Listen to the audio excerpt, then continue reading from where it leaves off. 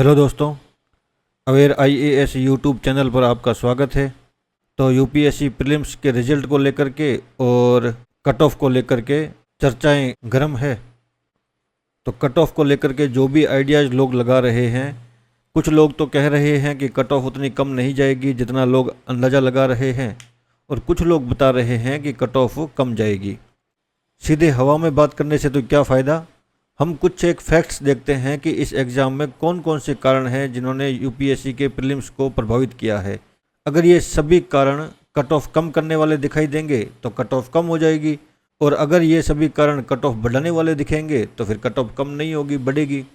मैं कोई डिसीजन नहीं दूंगा यहाँ पे, मैं आपको कुछ एक बातें दिखाने की कोशिश करता हूँ, और इन बातों के आधार पर आप निर्णय कीजिए कि कट ऑफ कम होगी या नहीं होगी। देखो, मैं बारी बारी से इन 4 पॉइंट्स पर बात करूंगा। इन 4 में भी जीएस के पेपर पर 2 बातें हैं जो अलग अलग है, इन दोनों पे अलग अलग बात करेंगे। ठीक है, सबसे पहले तो ओटीआर यानी जब हम वन टाइम रजिस्ट्रेशन करते हैं, यूपीएससी के फॉर्म को अप्लाई करते हैं, तो वो प्रोसेस अब की बार काफ़ी जटिल था। आपको पता होगा, बहुत परेशानी आई होगी उस फॉर्म को भरने के लिए।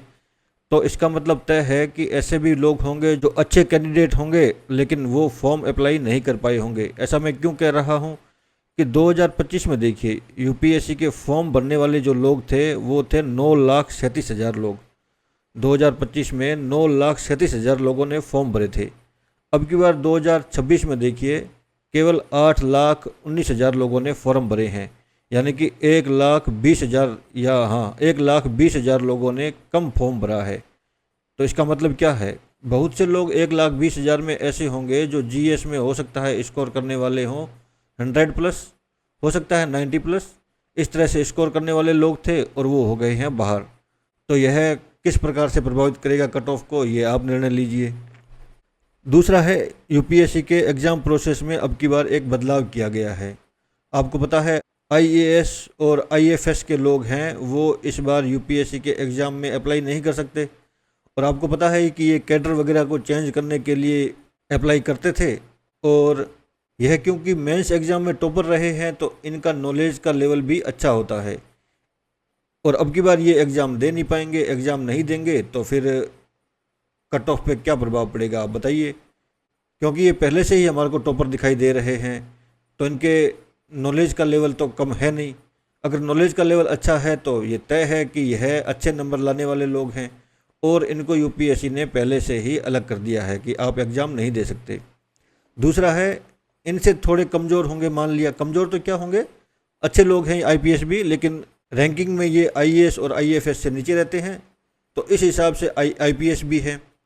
अब इन आईपीएस के पास में एक मौका और है कि वो अपनी रैंक इम्प्रूव कर सके। तो दरअसल अगर कोई अप्लाई करता भी था, बार बार अप्लाई करने वालों में था कोई, तो पक्की बात है कि उसने सोचा होगा कि एक बार एक ही मौका मिलेगा।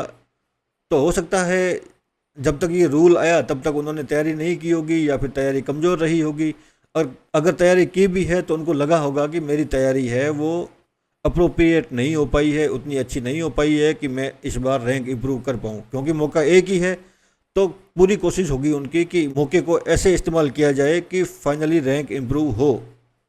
तो मुझे लगता है कि इन लोगों ने इस बार एग्ज़ाम छोड़ा है। ये 2027 वाले पेपर में एक अप्लाई करेंगे, 2027 वाले में अपनी रैंक इम्प्रूव करने की कोशिश करेंगे।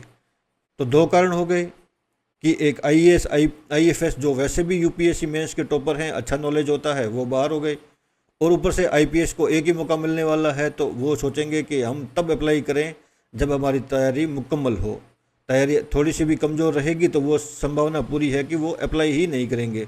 और इस बार तो पूरी संभावना है कि बहुत कम लोगों ने आईपीएस रहते हुए या आईपीएस के बाद में रैंक इम्प्रूवमेंट के लिए फॉर्म भरा होगा, क्योंकि ये डर भी तो रहता है ना कि मौका एक ही है और हाथ से चला जाएगा। फिर देखिए, यहाँ जीएस पेपर को लेकर के कुछ बातें हैं। जीएस पेपर में क्या था, जीएस पेपर में एक कारण था कि पेपर बहुत लंबा था, लेंदी था।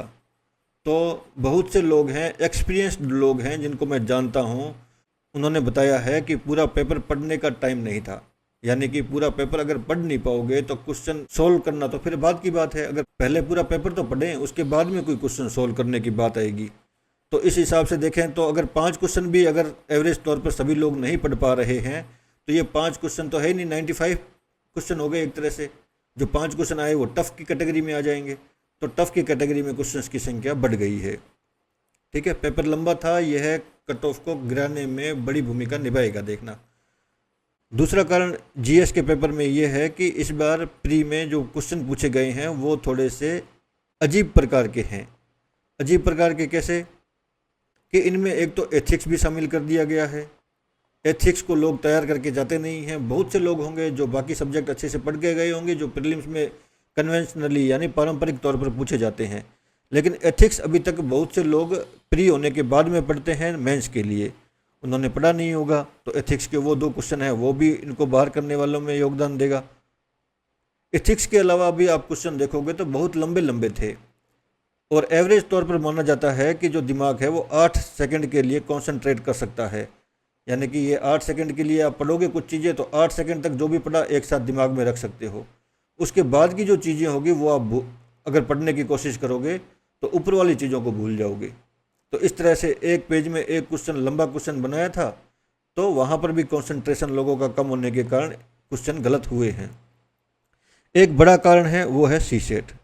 सी सेट का तो आपको सबको पता है कि इसकी हालत बहुत ख़राब है। एक तो पहली बात तो ये है कि यहाँ पर सिर्फ 23 क्वेश्चन पूछे हैं कॉम्प्रीहेंशन से, यानी कि गद्यांश से।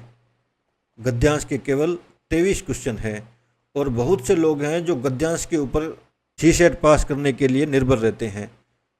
तो अगर ये क्वेश्चन ही कम हो गए तो ऑटोमेटिकली उनके लिए तो ये नुकसान हो गया।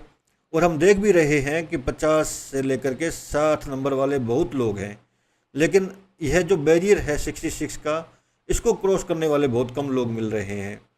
तो ये सी सेट के जो पेपर में भी गड़बड़ आई थी या फिर थोड़ा अलग प्रकार से आया था, गद्यांशों की संख्या कम हुई थी, यह भी यूपीएससी की कट ऑफ गिराने में भूमिका निभाने वाला है। तो मेरे तो ये 5 कारण हैं। मैं तो ये मानता हूँ कि ये 5 कारण ऐसे हैं जो यूपीएससी की कट ऑफ को गिराएंगे। कट ऑफ बढ़ाने वाला एक भी कारण मुझे तो इसमें दिखाई नहीं दे रहा है। आप बताइए, आपको कोई लगता है तो आप बताइए, उस कारण को शामिल करके फिर आगे बात करेंगे, अगर हो सकता है तो डिस्कस करते हैं आपके साथ भी कमेंट बॉक्स में।